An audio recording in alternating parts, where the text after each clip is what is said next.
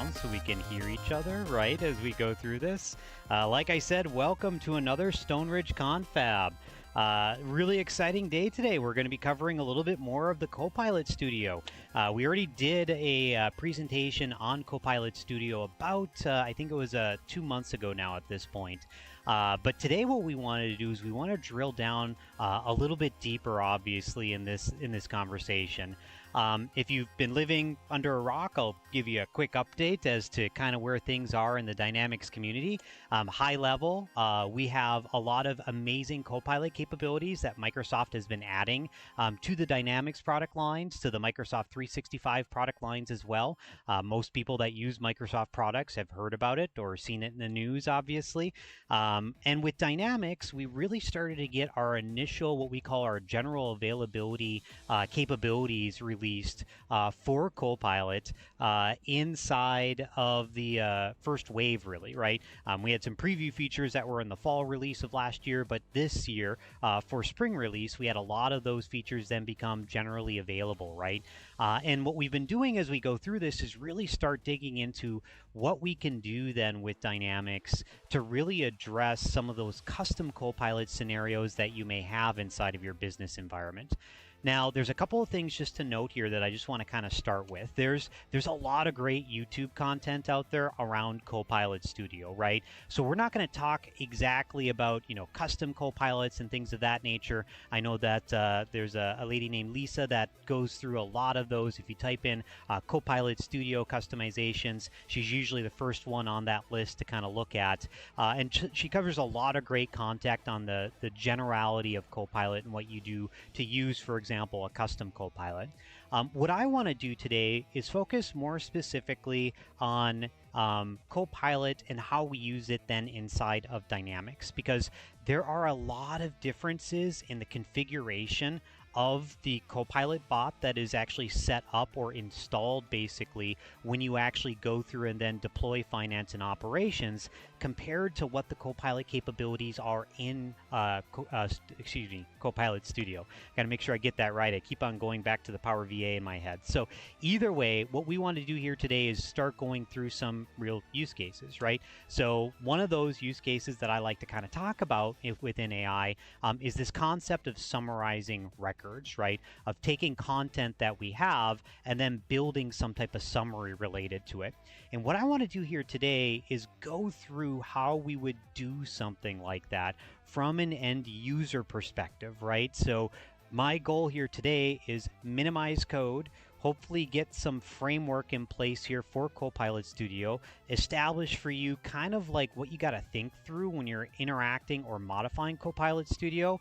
One of them I want to show as well, how do I get back to the managed state of the Copilot bot, so if I screw something up, I can actually get back to a blank slate, for example. I also want to kind of go through that with you here today as well, because, like I said, I demo this now all the time. There's some really cool things that we've been able to do, obviously, with Copilot. It's not the answer for everything, but you're going to be probably pretty amazed on what you can do with it and how you can build really a modular framework then with the Power Platform to extend those capabilities within Dynamics. So Carly, yep, I'm super excited as well. With that pitter patter, I think we should probably open the screens and start going through this. But before I do it, just one last note here as well. Remember, Stoneridge Confab is all about interactivity. If you've got questions, if you've got statements, if you've got an opinion on something, feel free to pop it in the chat. And the chat, the way that we monitor it is it actually comes through 3 different sources: YouTube, LinkedIn, and then also Twitch at this point. So we're actually broadcasting to 3 different platforms live as we go through and do this. So if you've got questions and you're just curious on something, feel free to put it in as a LinkedIn comment, or feel free to post it in a Twitch chat, or make a comment in YouTube as well.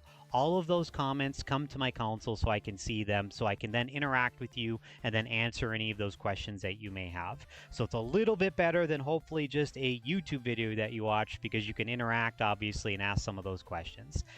With that, though, let's go ahead and share my screen and start digging in. And like I said, I'll keep monitoring chat, so if you have any questions, we can start digging in a little bit more.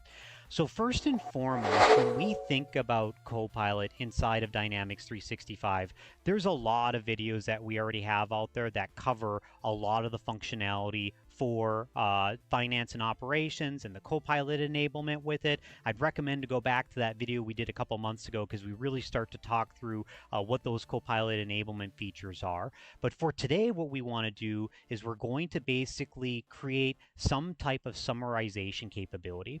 And what I want to show to you is how you can debug things too, right? Because this is a really critical portion of using Copilot Studio. And you're going to find out with the way that the finance and operations team has implemented Copilot Studio, there are some enhancements that we can request possibly in the future that may make this a bit easier, as you can imagine. So with that, though, let's go through and start looking at some of those details inside of here. So what I'm going to do is I'm going to open up a couple of different windows, right? The first I'm going to do here is I'm actually going to go ahead and open up my pre-sales environment. So this is my finance and operations environment, and this is a brand new login. So with my browser, so we're going to do our username and password, and then basically get logged in with our pre-sales account inside of here. And what I should see then is the Dynamics 365 finance and operations.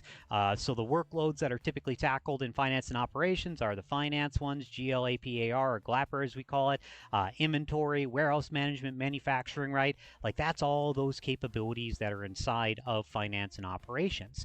And if you want to interact with Copilot inside of finance and operations, the sidecar pane that pops out here as I click on it is typically then how you interact with it.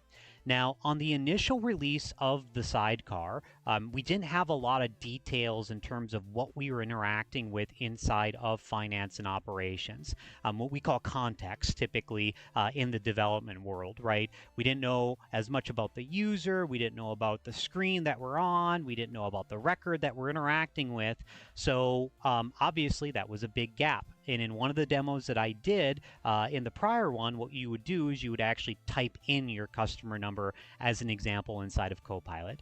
Well, recently, Jared and team, thank you very much, went through and created the ability for us to have some of those record contexts now so that we can now interact potentially with Copilot without actually prompting then an end user to get that interaction or that detail.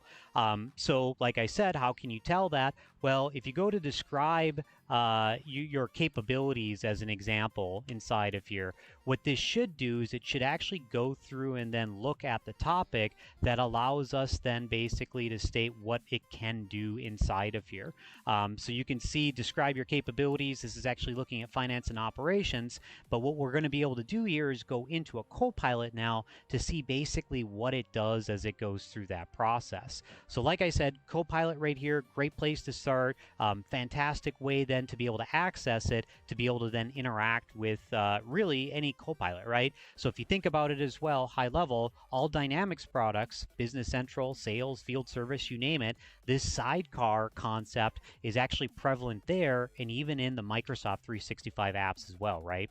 So what I'm going to do next here is I'm actually going to go through just really quickly and actually open up the Copilot Studio as well. So what I'm going to do here is I'm going to go to Copilot Studio, right, .microsoft.com, type that in the URL, and then what we should see here is once again another login prompt that occurs. And we're going to see basically then the Copilot Studio pop up. And in a second here, what I should hopefully be able to do as well is actually flip it into the environment that I'm interacting with as part of this. So if I skip this and we go to our environments here and we go into our sales and finance environment, this is basically the environment that is linked from a Dataverse perspective to my finance and operations installation. Now, a couple things that you should know with finance and operations, right? So obviously, my assumption here is that you have a Dataverse linked environment to finance and operations. Today, it's 2024, it's halfway through 2024. If you don't have a Dataverse environment linked to your finance and operations environment, you really need to get on that. You need to prioritize it. There are so many features now that we start to see inside of finance and operations that live now inside of the Power Platform. And in order to get the data then from inside of finance and operations, you have to have that link set up between the Dataverse environment and your finance and operations environment to use a lot of these features. So just case in point with that, if I actually, for example, go into our admin center for Power Apps, right? So if I go to admin.powerplatform.com with Microsoft, we're going to have this pop up. And because this is an admin, we should have the ability here to look at that environment as well. And what I'm going to do here is we're going to go into our environments. And what I'm going to do is highlight then our sales and finance environment that we have inside of here. And then inside of our sales and finance environment, you can see that it tells us that it is linked and that we have a URL that's related to it. That is the finance and operations URL. And then finally inside of here, if we go to our Dynamics 365 apps that are related then to this environment, what we'll see here is that we do have our Copilot for Finance and Operations apps inside of here, right? And you can see the version that I'm at right now, which is 2738.2, but you can see that there are a couple of different Copilots that are installed then as a solution in a Dataverse environment that is then related to that finance and operations environment. So just quick case in point there, if you haven't gotten that Dataverse environment linked, you're missing out on features such as, for example, the new demand planning. If I click on that, you can see it actually brings a separate window open, and what you're going to see here in the background is that there's a model-driven app that we use now inside of Dynamics 365 then to do, as you can imagine, some of our forecasting and demand planning inside of the solution, right? So the reason I'm just mentioning it, we're not going to talk about demand planning here, even from a Copilot perspective, but at a high level, you need to make sure you get those environments linked.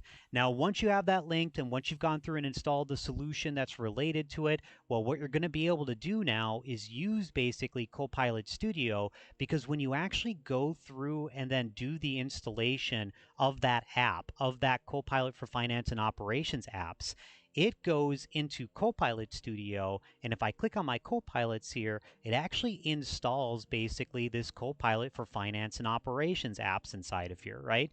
So very critical, right? If you want to be able to use Copilot, for example, you need to go down that path. Now let's get more specific now, right? Let's go through and start through the customization process that we may want to do, for example, with our bots. And let's go through the flow that's related to it so you can kind of see then how you actually tackle this. Now, I'm going to caveat this a little bit. Confab, remember, it's all about breaking stuff. It's not a demo until we've broken something, right? So, mind you, we may get a couple errors, and we're going to talk about those as we go through this. And then secondarily, the features I'm showing now may not be the features in 2 months from now, right? The pace that we're moving right now for the enhancements to the application and capabilities are just mind-blowing, to be honest. So we're going really fast. We're adding a lot of new features and capabilities.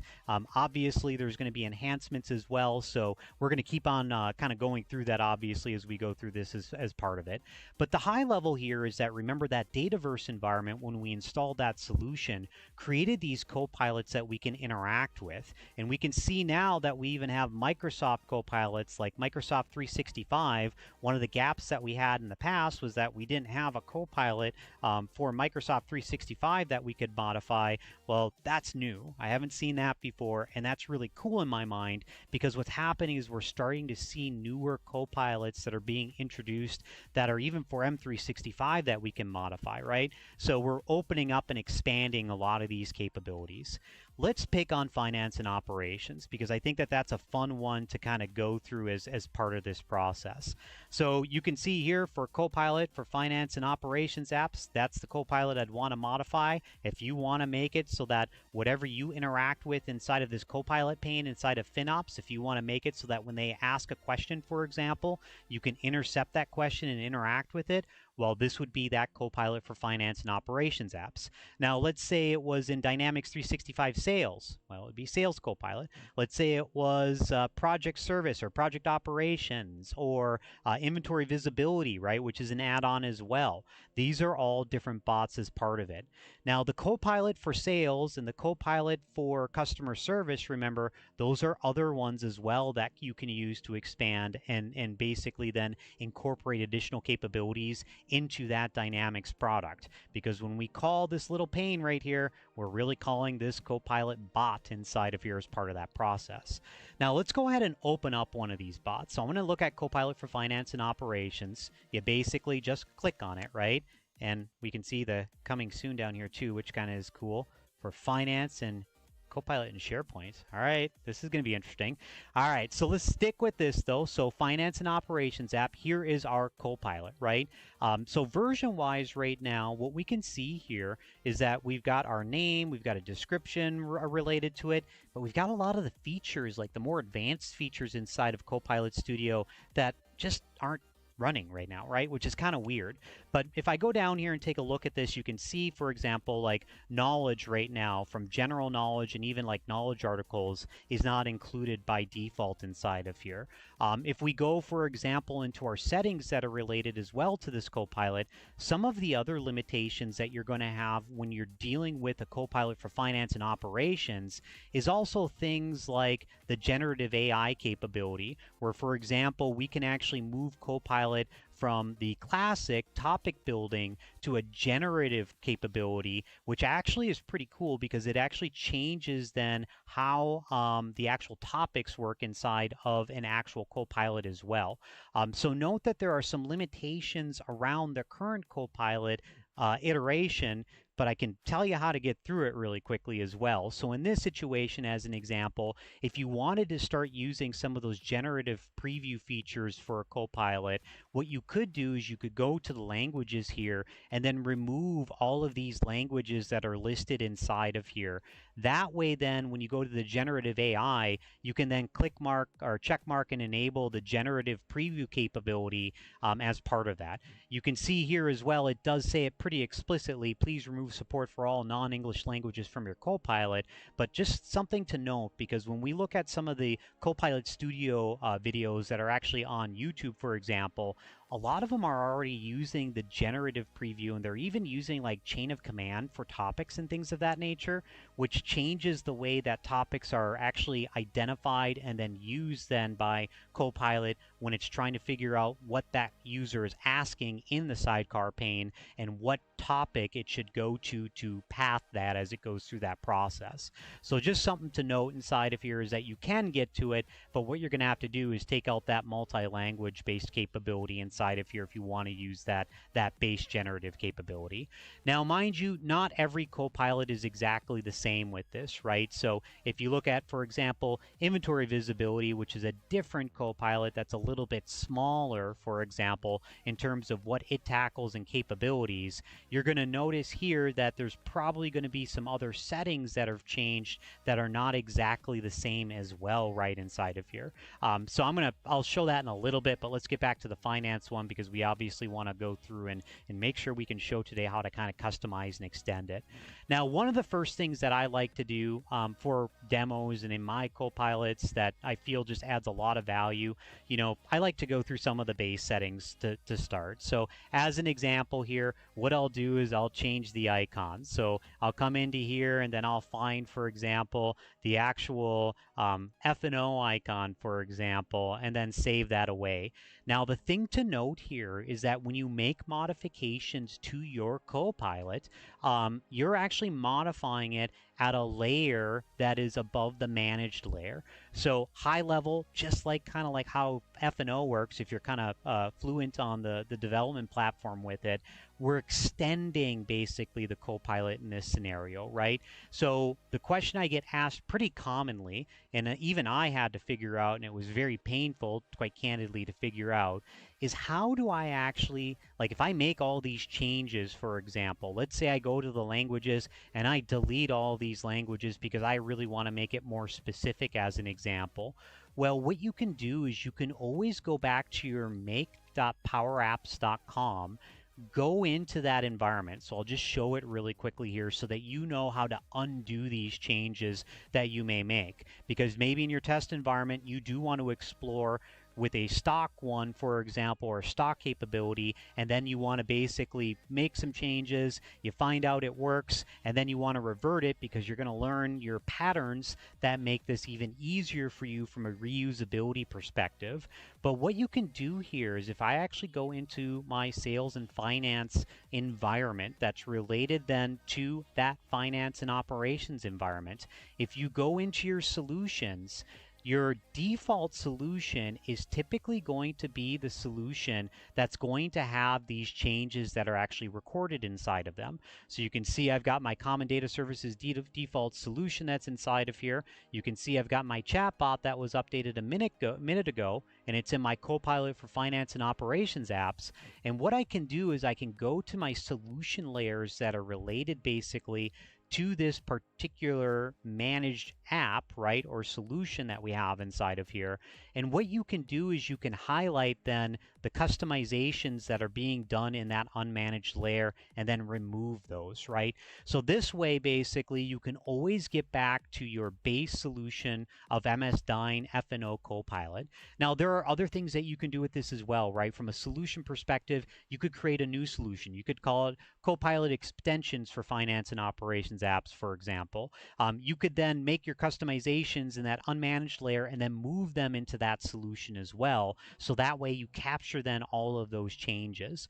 So there's lots of different things from a Power Platform perspective, from a manageability perspective that you can use. But I wanted to highlight this because it just makes your life so much easier to be able to revert some of those changes that you make. And this works then in any Copilot technically, right? So as you update the managed Copilot, what'll happen is it will save that to your default layer if you have that set up, or to a solution layer that you define as you go through that process. So something just to note as you go through this, and it makes life a little bit easier. Now on our Copilot here, let's go back to our Copilot for Finance and Operations apps, and let's start with a couple of other limitations that you just need to know about, and these may be fixed in the future.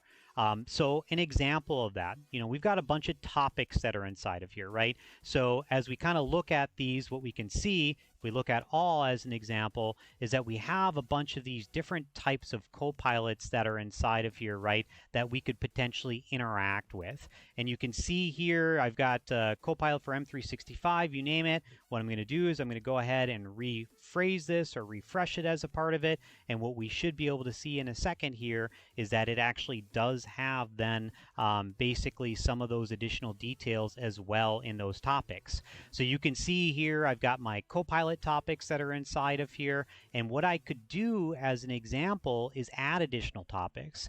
But really commonly you want to test it as well, right? So an example would be describe capabilities as one of these topics that are inside of here. And we're going to talk about this in a second here. But an example would be, what can you do for me, right? You're testing it, you run it, and you're like, what the heck? What's going on here? Why is it not working, type of a thing, right? So one of the things that's interesting about the Copilot setup inside of Copilot for Finance and Operations, if you look at the settings that are related to this and you go into the security, right now for authentication, the security is actually set up for authentication with Teams and Power App channels, right? So if you want to be able to test basically this, what you're going to have to do is take this particular bot and then expose it potentially to then a Teams channel, right? And that way then you would be able to then ask questions of it and then get those answers without having to log in, for example, into Finance and Operations to see that. Now, another option that you may have that I haven't tested yet, that I don't want to because we do want to go through at least some of this. I'll post some updates with it in the future here. But another option might be, for example, to set it to no authentication to start. That way you can test around this and see kind of like, what does it do? Like, can you do the topic checking as a part of it? Because like I said, the topic checking is kind of painful if you can't test or debug it, right, as you go through it. But at the same point, the argument could be said that the context information that finance and operations apps has makes it so it's a very specific Copilot to finance and operations, right? Because we're getting some additional details basically from finance and operations about where we are inside of the application that then goes into basically Copilot Studio here, right? So once again, I'm going to show you then how can I get around that a little bit, like how can I debug this?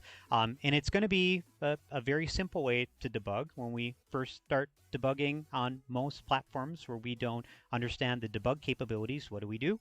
I'm sure in chat you're going to post it. We put messages in place, right? We put messages at defined areas then that then show the value or show the output with it.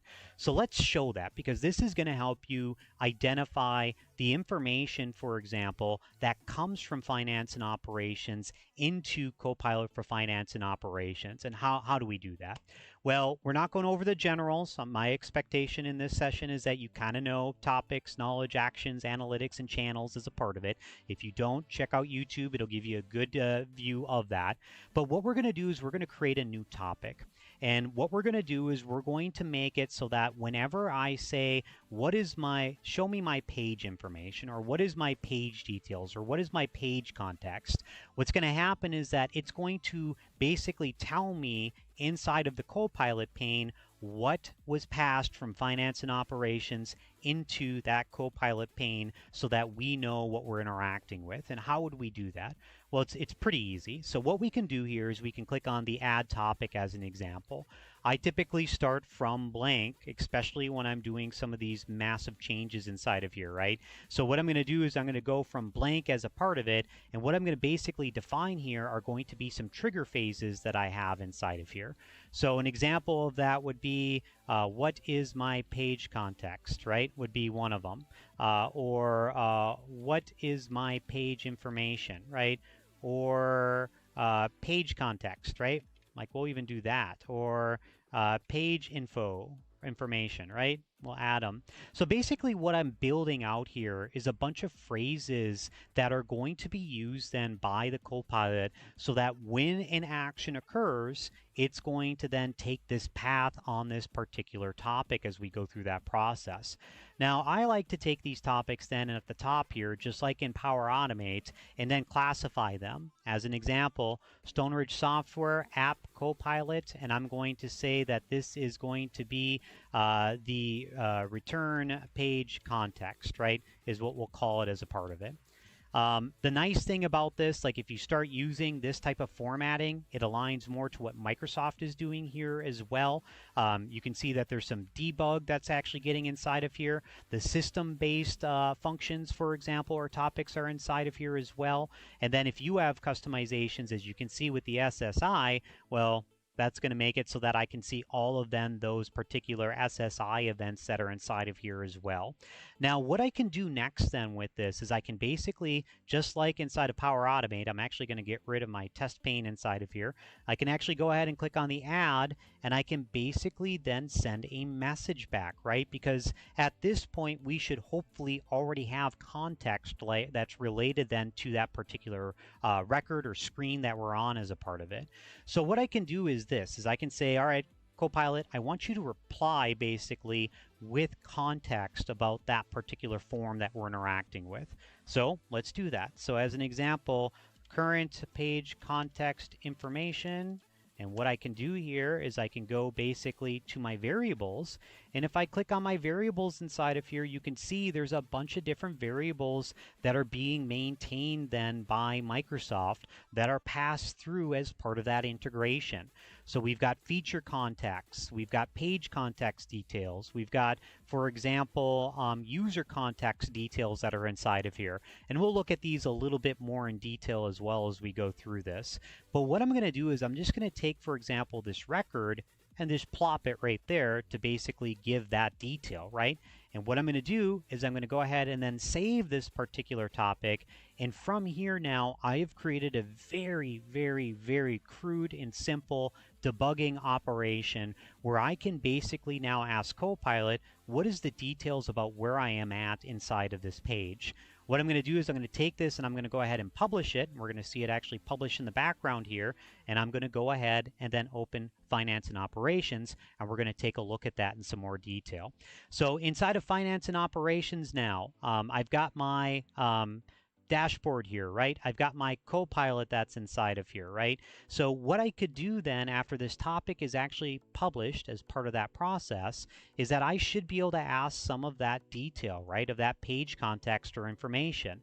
Remember, there might be a little bit of a timing here, right? It's an async operation, so you may have some Copilots initially that are using the older version before publishing. There's a set time interval that usually that goes through and updates, and it actually can update even midstream, meaning as you have that Copilot open, if you do updates to it, even if you ask the next question, it'll actually use the new Copilot potentially as a part of it. I don't know the exact rules that are related to it, the caching mechanism that's related to it, but it does work in that manner. The net result, though, is if you ask a question, an example would be, let's do page context to keep it just really short and sweet as a part of it. You can see here that it does bring back that detail, right? So inside of here, what I could do is start over, and usually when you click on the start over, that's refreshing it as well. So if you type in page context and it says, I don't know how to do that, well, go ahead and basically refresh it and then try it again as a part of it. Now, here's the fun part, right? So we have a record that passed to us, right? Current page context information. We're on the dashboard, the default dashboard, with no root table that's related to it, right? So if I change into other records, I should be able to see hopefully the primary key values that I'm interacting with so that I can use that inside of Copilot to maybe do some additional stuff with it, right? So how would I do that, right? So an example, let's go to, for example, our customers inside of here. I'm going to click on my all customers inside of here, and we're going to pop that open. And what I should see then with my all customers here is the group of customers that are in finance and operations.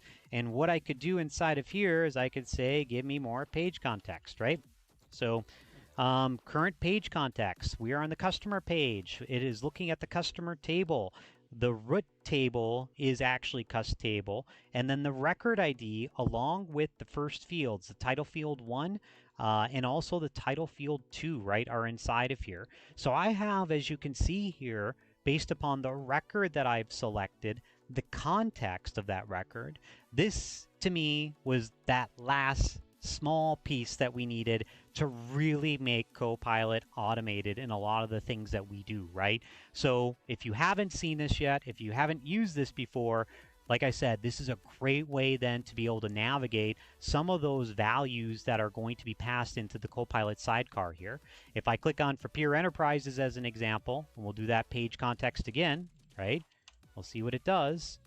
There we have it. SSI 897 is inside of here. And here's a cool thing since the last release version of it.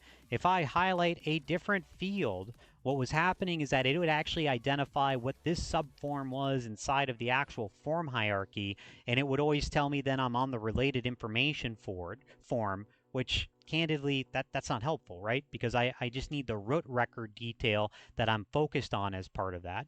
The nice thing, though, if I go ahead and do page context as a part of it, what we should see here now is that it's not flipping over into, for example, the other field value that's related to it that I focused on. Instead, it's using the base field value that I'm interacting with. So this is a very welcome change, very nice in terms of usability, and it also makes it now, so as you can imagine, you can use Copilot with record context information as you go through that process, which to me is just fantastic, and it was definitely needed, right, as a part of it. So what can we do now with this? So let's go a little further now, right? So we've got that topic set up for it. What I want to do here real quick too is let's do one more topic as well, because we want to do the user security topic, right? So what I would do is I do the exact same thing, and I would say, for example, what is my user context, right, as a part of it. We'll add that. And then we'll add user context, right, as another one. And then what I will do is we will do the same exact thing where we send a message back. And in that message, what I can do is I can say user context record put it there, go to our area right here, go down to our user context record, and you can kind of see it here, right? It says record. These are the field values of that record, and we'll talk about that in a second. But you can see here, I've got that. I can go to my SSI app Copilot, and we're going to say retrieve user context as a part of it. And you'll see why I have these naming conventions as well in a second. And then I'm going to go ahead and save that away. And then from there, what I should be able to do is publish this, and we'll let that publish in the background.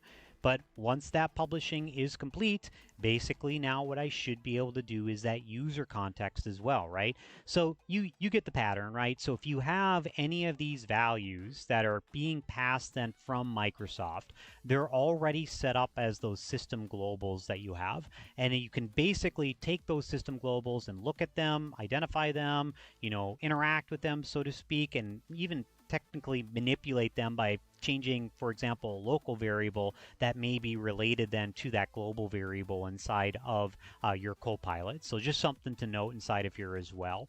If I go back into here now, we'll say user context, right, as a part of it. Let's see if it picks it up halfway or if I've got to have something. And you can see here, I don't have any user context record details that are related to it, right? So once again, might be out of line with it, right? Out of order. We'll go back over here as an example inside of here. We'll go to the dashboard. We'll do user context again for this to see if I get any detail. I don't get any detail, right? So I don't know if it's bug or not, obviously, but at the same point here, the reason I'm recommending to have that is because if you think about what the solution does when you're interacting with the Copilot here, you don't have that detail. Well, duh, you don't have that detail, it looks like, because Scott Frappier didn't put in that thing. So let's try it once more with the right field inside of here. Like I said, it's not a demo until I break something. Let's try saving that just really quickly. And I'm interested in if it did save that. That did that time, and let's republish it as a part of it.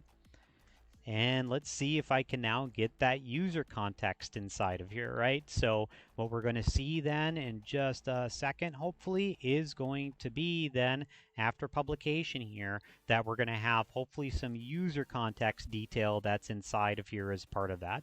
So I'm going to go ahead and let that publish. We'll go back over to the actual dashboard as soon as it actually goes through and publishes here. And then let's try it again for user context as a part of it. There we have it. Boom. And look at all that. So kind of cool. A couple things then. So I can tell you, for example, what company I'm in at this point from that user perspective. I can tell you whether or not they're a system administrator. I can tell you what specific security roles have been assigned to them. And I can also tell what language is related to that particular user, right? So if we change companies then, right, as a part of this, we should hopefully see that context update, right? So if I go to USSI as an example, we'll flip over to it and we'll see here just really quickly what it actually does. There we are. And then let's go ahead and say user context again.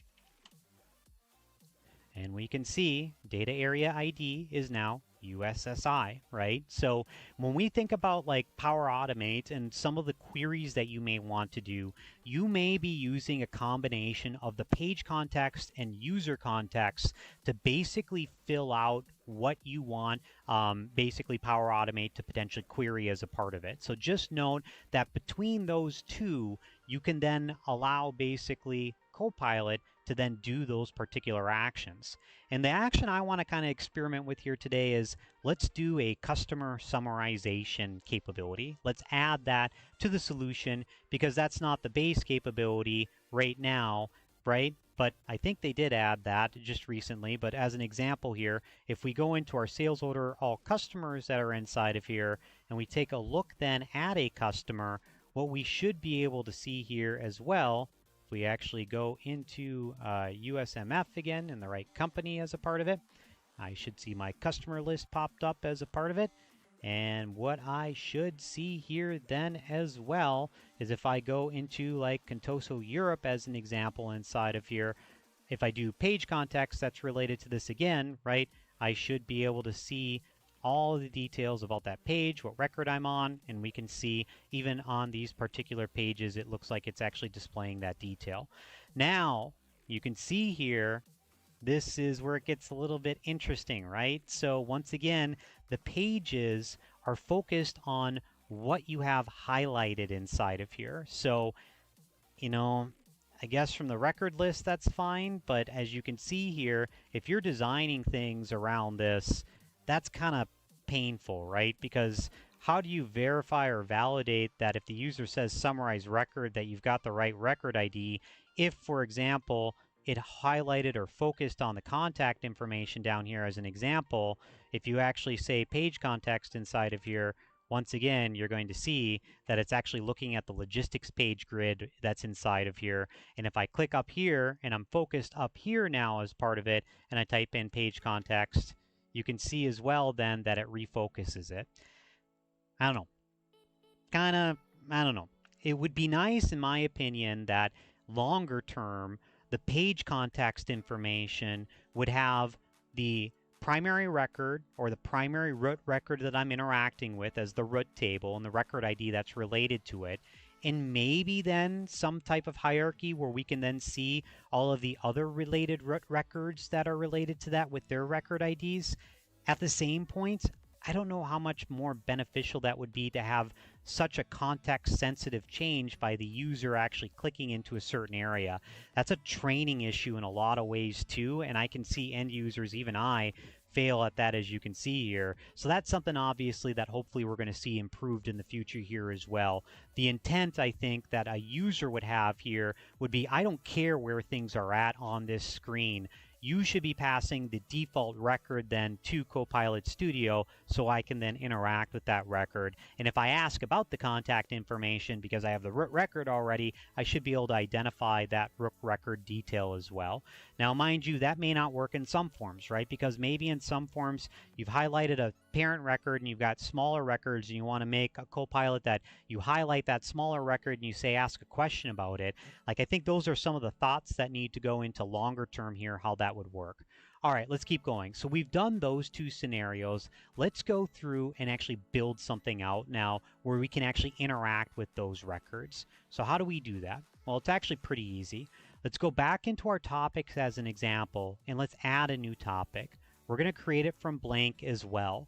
And we're going to say this new topic is going to be summarize our customer, right? So I'm going to go into my phrases here and I'm going to say create summarize this customer, right? Or create a summary for this customer, or summarize customer, right? As a part of it. So remember, these triggers are what the system uses to identify the terminology that's being used from a natural language perspective to identify what topic to path down so that you can then use some of this automated Copilot capability inside of the environment. Now, mind you, if you enable the generative capabilities, there's a little bit of a different way that this is handled. More specifically, you typically, for your triggers, describe what that trigger does so that when it's using the large language model, it knows then basically, without you putting keywords inside of here, what topic to choose based upon then what you've described that topic to tackle. So as you can see here, though, in the current iteration of our finance and operations Copilot, we don't have that enabled by default, right? So something to note is that if you're making these changes, that might be something to consider, is enabling basically that not chain of command, but it's a generative chain feature to be able to really then drive that inside of here. Now, what I can do next here, I've got my trigger, I've got that as a part of it, summarize that customer. Well, what do we want to do? Well, we want to add some checks and conditions inside of here because, as you saw, if I don't have the record context information, I'm not going to be able to basically go through and then query for that record, right? So how would I do that? Well, an example here is I'd click on the add and then I'd add a condition. And in my condition, I would say, for example, we just talked about here, right? What we're expecting is that the root table name should be cust table, right? Maybe that's what we use as part of our logic here, right? So if it's not, what I can do here is come into basically that Copilot Studio and I can say, hey, when you're looking at that root table name right inside of here, you can see global Copilot server form, page context. I'm just making sure that my screen isn't cutting it off. You can see here that I have this detail, and what I can do is I can say, hey, yeah, if that's equal to customer table, then it's going to continue down this pathing. If it's not related to it, what I can do is I can have a message sent back from Copilot that says, for example, I'm sorry, it doesn't look like you are focused on a specific customer. Please select a customer in the list or click on a field in a card to summarize a customer and ask the question again, right? So a lot of you are like, wait a second, Scott, why isn't the large language model doing this, right? So you can have generative answers enabled as well, remember? But right now, I'm showing current iteration as a part of this because you probably want to customize the current portion of it. Net result is that you're going to be putting in some of these messages basically then to have those responses inside of here. So if I keep on going down this pathing a little bit further, I want to have one more condition inside of here as well. And what I want to do is I want to have another condition that states, for example, that the record ID that's related to this as well has content in it, because I want to make sure basically that I have the right record, or maybe I want to make sure that the other field value. So if I go over here and I say title field value 1 is actually the customer number that's inside of here, not the record identifier that's related to this record, what I could do is I could test to make sure that that value is not blank as well inside of here, right? So just as an example though, I'll keep it easy. We'll actually do it with the record ID to start. And I could say here, for example, the record ID is not blank and it is a number. And if that number was blank, what I want to do is I want to send a message and say, hey, as an example here, I see you're on the customer, but I don't know the record. Please try again, and if the error continues, please contact, or if the error continues, we say please too much, contact your system administrator, right? So boom, boom, we got that inside of here as a message as a part of it. I'm going to go ahead and then save that, or what I could do is I'll just add a message and be like, I summarized, right? We'll just say that for now. All right, let's go ahead and save that away. Let's go to our publish now as a part of this.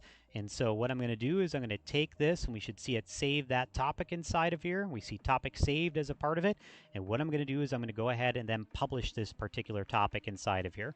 So we're going to see our Copilot get published again as a part of this. And in just 2 seconds, hopefully, we're going to be able to go through and then as well now start interacting a little bit more in detail, right? So great thing about, like I said, having these messages and conditions that are related to it is that you can then manage it a lot easier as well. If you think about it, as a developer, I get the reusability perspective with it, where you may not want to add a message for every single condition that's related to it. But remember, the intent here is to create a user experience so a user can come through here and potentially make changes to this in the future. And by making it more complex, you're actually kind of detracting potentially from that user experience. So you have to think through that a little bit. You have to think a little bit different than pro code as you go through this. But as you can see, the conditions are doing really what you would do inside of an if-then statement. If it's equal to cust table, if not, else, I'm sorry, error, right, as a part of it. And remember, you can do conversation ends like as part of this, like topic management. You can end the topic. You can go to a certain step, right, as a part of it. You name it, you can do some of those as well inside of here. Now on this one, let's go ahead and change this one last time. SSS app Copilot. And let's call this get customer. Actually, let's do this. Let's do summarize customer. There we go. Now, the reason I've been doing this formatting, I said I was going to tell you about it, right? Why, Scott, are you formatting it that way, right? Well, in AI and in Copilot, there's really some of these basic type of categories, as I call them, that Copilot is fantastic at. Summarization, ask and answer. Another one that's really, really great is basically having it do a particular action, such as log an event or do something that's related to it, right? So there's different types of categories that we kind of take AI around to be able to basically manage it. And as an example here, then, if I look at this and I go back to my topics inside of here now, you can see now that if I expand this out, that I can see very quickly all of these different types of values I can interact with, right? And as you can see here, I did return page context and retrieve using that summarize or return or retrieve or get or show, right, are things that you could actually use then inside of your environment to get some additional detail inside of here, right? So this just makes the manageability of it a little bit easier, as you can imagine. So I'm going to go ahead and publish that away again. We'll actually go ahead and publish that particular action. And what I should be able to do now is start going through that, and we'll see if we can actually introduce an error message inside of here, right, as we go through this to see if we can break it, so to speak, by saying, hey, you know what, I don't have record context detail with it. So just as an example here, if we go back to our Contoso group, and I'm highlighting Contoso group inside of here, I'm going to do page context to start. So we should see that page context detail. That is right. Summarize customer. I summarized. Okay, so that meant it had all the page context details that were related to it, right? So let's try to break it. Let's go into our customer right here. Let's do this again. We'll do page context because I want to see where it's at. Root table, it looks like we are not in the customer, all right? Summarize customer. I'm sorry, it doesn't look like you are focused on a specific customer. Please select a customer in the list or click on a field in a card to summarize the customer and ask the question again. All right, summarize customer. I summarized, right? Okay, so we're getting there, right? So you can see this is pretty cool, right? Like it's really easy to do, it's really easy to add, and as you can tell with that page context information, I can use that to start debugging even further as we go through this. Now, mind you, I hope in the future we get a really good unified development experience with this where, for example, when I do that, I can open up a debugger and it'll show me the topic pathing for it. We're not there yet, so like I said, this might be a good way for you to kind of start with that. Now, the next step here, let's go back into that summarized customer, and let's go through the process that we would typically do then to basically then create that summarization of that record, right? So how would we do that? Well, I did the I summarize. That's great. Let's go ahead and delete that for now because we know it's pathing properly. I'm going to go ahead and add now basically an action. And an action then allows me, as you can see here, to actually create a flow, to do a prompt, or to actually use a skill as an example inside of here, right? So really kind of cool. This should be just it for you in terms of, oh my gosh, now I know exactly what I can do with Copilot.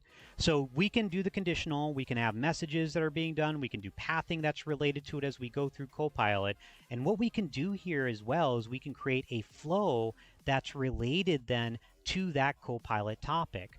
So what's happening here is I'm actually going through and logging in, and what we're going to see here in just a second is that we have then a Power Automate that gets generated inside of here that I can now potentially use to pass in additional details about that customer record and basically any detail that's actually stored inside of that particular Copilot Studio, including variables that you may have been framing with adaptive cards as well as you go through that process. So as an example, let's add some inputs inside of here. Let's add text. We'll say that this is going to be the data area ID, right, as a part of it. So this would be select your legal entity as a part of it. And then what I may have as well inside of here is another text that would be, for example, the record ID. Please specify the record ID. And then what I could even do as well, we'll add one more, is that I could then also pass in the account number. Please enter the account number. And you'll see why I'm going to do this in just a second here. Perfect. All right. So these are the inputs called skills inside of an automate flow that are passed then from an actual Copilot as a part of this process. And finally, what we can do is we can even return a result as well as a part of this. Now, this gets into questioning for you, not for me here in this, on how you want to design this. Meaning, what I like to do is I like to reflect exactly what the actual call is here with the Power Automate in here. So as an example, this might be the SSI app Copilot as an example. And then what I would do is this would be summarize customer, right, as a part of it. So you could build one automate that would then do all the processes that you would do to do that customer summary. Now, what you could also do is componentize that a little bit more. An example would be you could actually say get customer, right? So in the summarize customer, maybe you want to separate the summarize customer from the get customer. When you get the customer, for example, maybe you refine it to a set amount of fields that you're going to use for summary. And then what you do is you genericize then the summarize customer.summarize. And what it would do then is that it would take the record from get customer and then do the summarization. The question you may have is, why would I ever do that? Why wouldn't I just put it inside of this Power Automate? Well, what happens if you want to summarize a customer from a different record or from a different system or from a different automate in the future as well? Remember, Power Automate can call flows as well as part of its process. So something to note here is that it's up to you on what granularity you want to do with it, but I like to break it out with the gets and then the summarize action, because I can actually create a more generic summary capability then potentially inside of my AI hub, so I don't have to then worry about really that overhead potentially related to the record. So either way, up to you on how you want to do it, but like I said, it's a really good development paradigm that you can use to really group things together, so that way when you're looking at all your automates, you can see everything that's related to Copilot that was created, and then you can see everything that's related to the topic that was created inside of Power Automate as well. It'll just make your life so much easier in a lot of ways. All right, so let's keep it at summarize customer. So you can see I've got my skill here, and what I'm going to do is I'm going to add an output as well, and that output is going to be the actual customer summary, right, is what we'll say as a part of it. And then the value, we're going to paste that in just a little bit here as a part of it. So as an example, what I can do now that I have this detail is I can add actions, right, inside of Power Automate.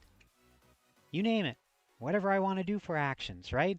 So just as an example here, what I can do is I can go into finance and operations, right? So I've got my finance and operations apps inside of here. And what I can do is I can actually select, for example, the get record.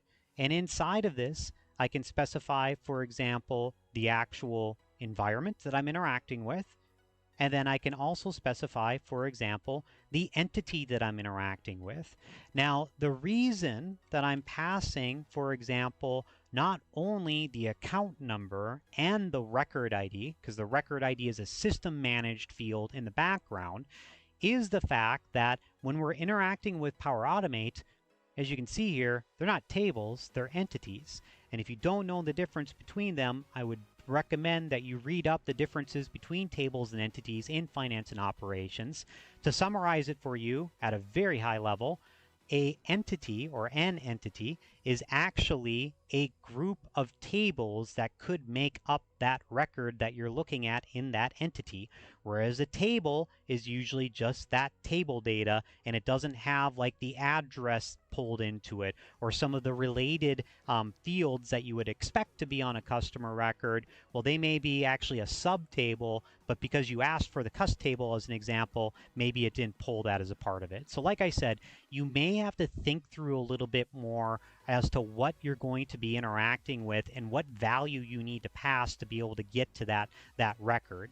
So as an example here, if I do the get record details inside of here, what I can do is I can find, for example, my customer's V3 inside of here, select that, and then from there I can even specify, for example, that object ID, which may be that record ID that's related to it, and then from there I should be able to grab that customer. Now you can verify and validate this by basically coming into here and doing the compose action. This action has saved me many times, but basically what it allows is for you to be able to see then, as you can see here, as we have the customers V3, we've got lots of different fields that are related to this, but what I should be able to do is search for example, the body, and then from there, when I do that compose action, I'm going to have the body. And what I can do from here is I can then look, for example, that compose action inside of here. Actually, it would be body as well, right? So I could actually come into here then and basically take that compose. If we go down, go up a little bit to find it. And I'm not using the new dev environment or dev experience, which I should be using. We'll do body. And we'll return basically that body as a part of it, which is a string, as you can see here, as a part of that. I'm going to go ahead then and save this away as an example. And now that we've saved it, I know we're a little bit later, what I'm going to do here is I'm going to go into my topic, and I'm going to go ahead and click on done, and then I'm going to be able to call basically that action inside of here. We should see it pop up in a second. And if we see it here in just a second, we should be able to see then that SSI summarize customer, right? That's inside of here. So inside of here now, you can see that I can pass, for example, my data area string inside of here. So I could say that this is USMF as a part of it, or I could get it from that page context, right, as a part of it. The record ID here, what I could do is actually take that, and you can see that this is a string that's related to it. So what I may have to do in some of these, remember as well, is that you may have, for example, different formulas that you may want to apply. So this would be the global, this would be the server form, context, page context, and this would then be the record table ID inside of here, right? So what I'm doing is I'm converting dynamically basically a number field inside of here by using a formula to basically a text value inside of here, so that I'm passing that record ID detail, right? And in this one, as an example, I may not even need to do that for that, right? So as an example here, this was for that title field value 1, right? And if we verify that once again, the title field value 1 inside of here, if we go up just a little bit to see it, is actually going to be then that account number, and then that title field 1 value is the account number in this. So what I could do is I could find then that title field value 1 value, right? Put it in there, and now I've got that detail that's inside of here. Finally, what I can do is I can take that and I could actually build out something more extravagant if I wanted to. For example, you could actually create a adaptive card that you can display this with, or you can add images that are related to it. But we keep it pretty simple to start here. So we'll say customer summary, and then I will pass in the customer summary string that was created, right? Because it's a local topic, and then I would be able to basically display that. So I'm going to go ahead and save this, and I know, like I said, we're going a little bit over, so we've recorded this obviously for you. If you've got to go, I totally understand. But what we can see here is I can go through and then save this, and then what I can do is I can take this and publish it, right? And now what we can do is we can have some fun with it, right? So this is how then I debug these when I'm getting ready for a demonstration to identify, for example, different scenarios. What I'll do is I'll actually go through all that work, get it all set up as a part of it. I'll go to my flow, and what I'll do is I'll enable the test here as a part of it, and then I'll basically go ahead and click on the test portion of this. Now from the test portion, you can see I could do record ID and details that are related to it, right? Or what I could do as a part of it is I can actually go through and then go back over to here as an example. We see there are no runs that are related to it. And what I could do is basically take that particular topic now and then try running it, right? So let's do it again. Let's say page context, because I want to make sure we're in the right record right now, which I don't think we are. We are, okay. So summarize customer. Then you can see it did something, right?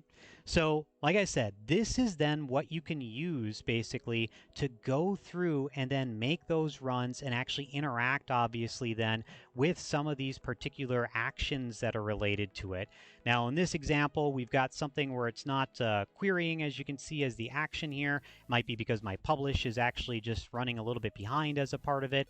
But the net result here is that you can use them Power Automate inside of here to really basically go through that. And you may have to debug a little bit like we're kind of doing here, right, as we go through it.